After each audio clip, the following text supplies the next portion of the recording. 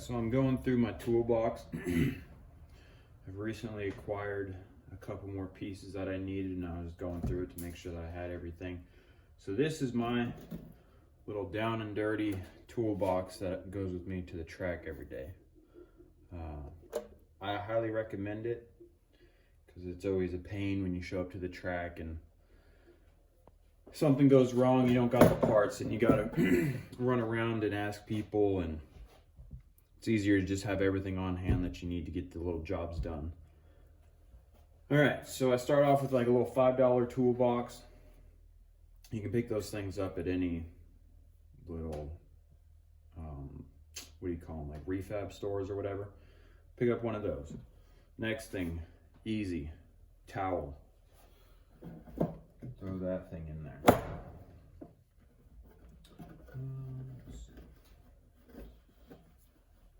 Everybody's got to have good duct tape.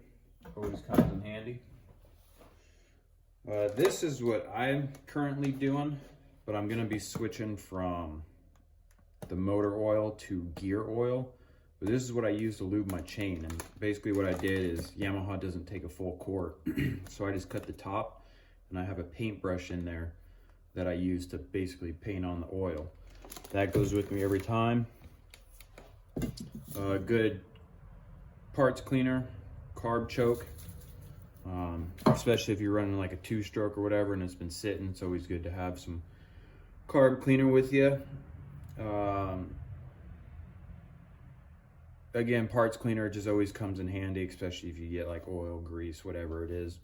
Spray it off, grab your rag, clean it up, get back to going. Highly recommend getting yourself a torque wrench.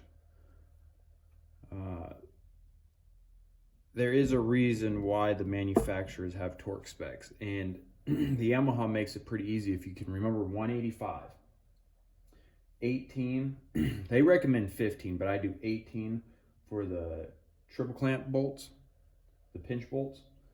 Up top on the bar mounts, those are 21, so that 185 doesn't really work for there. I just remember that one, 21. Let's see, what is it? 85 foot-pounds for the front axle nut and 100 for the rear axle nut. What else? Those are like the main ones that everybody's constantly touching. So again, just check your owner's manual. Makes it super easy. Have a torque wrench. Just get one. The other thing I recommend, but it's not a must-have, but I got it, is a 32 mil socket for the rear axle nut. That way you don't round it out with a good old crescent wrench, or a rounding hammer is what most people call it. And then I have a 22 millimeter. That's for the front axle nut. 17, I forget what uses the 17, but I have one of those in there for some reason, so I'm keeping it in there. 2-stroke riders, or even 4-stroke, they all require a spark plug, and a spark plug gap is pretty important. Most of the time they come pretty close out of the box, but it's always good to check them. It's pretty easy. Just check your owner's manual for what they recommend. Easy little coin thing to throw in there. What I have is this little box that holds my sockets, and it's just a little socket holder. I got anywhere from a 6, 8, 10, and a 12. Those are your common ones that you're going to be using. I have a little extension if I need it, and then the little ratchet. And then it also has all these little bits. I do have one of the screwdrivers that takes the bits, and I think I'm going to be throwing that in with my toolbox kit.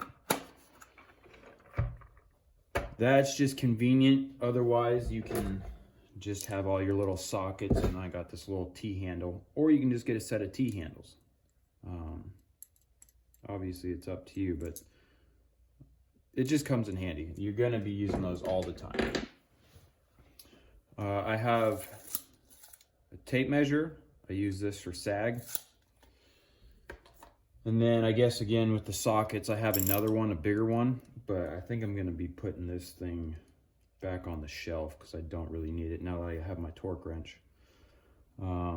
It does come in handy though to have these little attachments. So I'll go ahead and throw that on my torque wrench. Extra set of bolts. I'm sure you guys have seen these at the registers. Go ahead and pick yourself up one. It comes in handy. Flatheads. I got this super long flathead. It makes it easy to make adjustments on the compression. And then I have this little one that I use for the rebound. It's a little bit smaller so I can actually get under there. And because this one's just a touch too long, I'm always scraping the ground and it's a pain. But again, it does come in handy when it comes to the compression. Just a regular number 2 Phillips. This one you're always using to make adjustments on like your throttle or the buttons up top on your controls. Say you tweak your handlebars or whatever. This one's also magnetized. This one's magnetized. This one's not. Comes in handy. Oh, especially the 2-strokes. You're going to want one of those for your carburetor. I got a couple Sharpies in there just in case I need to mark down anything, along with a pencil. My owner's manual, which is right here.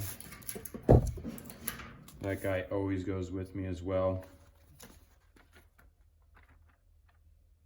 Just comes in handy, like I said, getting torque specs or whatever it is that you got to look up. Your spark plug gap, it's all in there. They make it, use it. They don't just make it for shits and giggles. I have good cutters. Usually use those on like zip ties, and then a good pair of small needle nose pliers. Tire pressure gauge, super important. Always check your tire pressure gauge before you go out. Stupid easy to do. Along with that, down here, I got my trusty pump. I was thinking about getting a smaller one, like one of those football ones almost, because all you got to do is go up to like 14, 15 pounds at the most. And then that way it could fit in my toolbox a little bit easier. Just some more scissors, helps with cutting. Then I have a 17, a 12, a 10, and an 8 wrench. Just in case I can't get in there with the sockets, like you always have to do the oil filter, or not the oil filter, but the oil plug, drain plug with a wrench. You can't get in there with a socket. I got some extra little electrical tape. I got a dead blow hammer just in case I got to get the axle out. You don't want to be smacking it metal on metal or using like an actual sledgehammer. Use a dead blow, way better. Then you don't gnarl up your bike. Extra zip ties just in case you break one or somebody needs one, or you got to hold something up because you snapped a lever or whatever. I think that's it. And then obviously what else goes with me is my bike stand, gas can, gear bag, camera bag. But just with these main tools that you have right here, you can get a majority of everything done. The only thing that you could throw in that I would maybe recommend, depends on you. I don't change tubes anymore. I absolutely suck at it. I hate it when I pinch a tube. I'm out there at the track, I do all that work, pump it up, and it doesn't hold air. So if I get it flat, I'm just going down to the local shop, having them put on a new tube and paying the 20 bucks, whatever it is. So there you go, that's what's in my toolbox. That's what I bring with me to the track. Hopefully this helps you come up with some good ideas on what you can do. So there you go.